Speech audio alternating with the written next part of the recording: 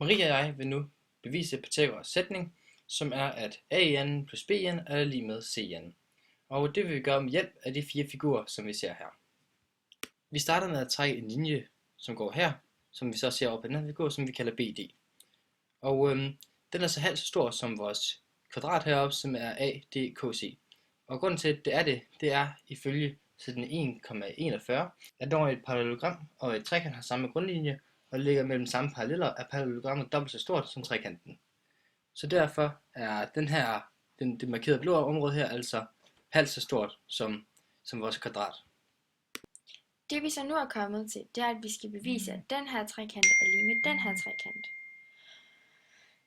Da det her det er et kvadrat, så må den her side altså være lig med den her side, og derfor må den her være lige så stor som den her.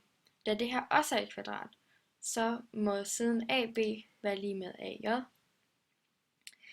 Og vi kan også bevise, at vinklen er lige stor, da begge vinkler består af en ret vinkel plus vinkel A. Derfor er de to trekanter altså lige store.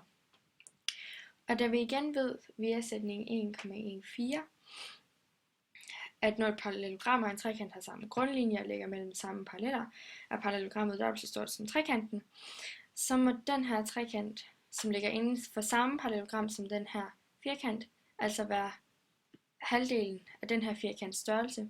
Og det var jo det samme over i det her tilfælde, og derfor må den der firkant være lig den der firkant.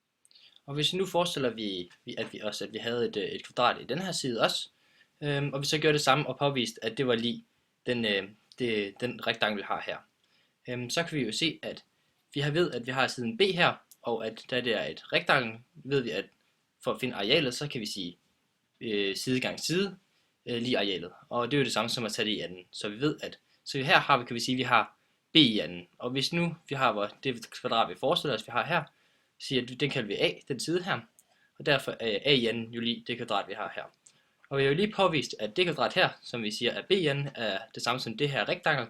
Og at A i anden, altså kvadrat A i anden, vi har her, er lige det rektangel her. Og da de to plus hinanden jo giver den side, som vi har her, som jo er hypotenusen, som vi kalder for C, så ved vi jo, at det her, så det her jo C i anden, da C gange C, det er C i anden, som for at finde arealet af kvadratet, så har vi jo påvist, at A i anden plus B i anden er lige C i anden, som er Pythagoras sætning.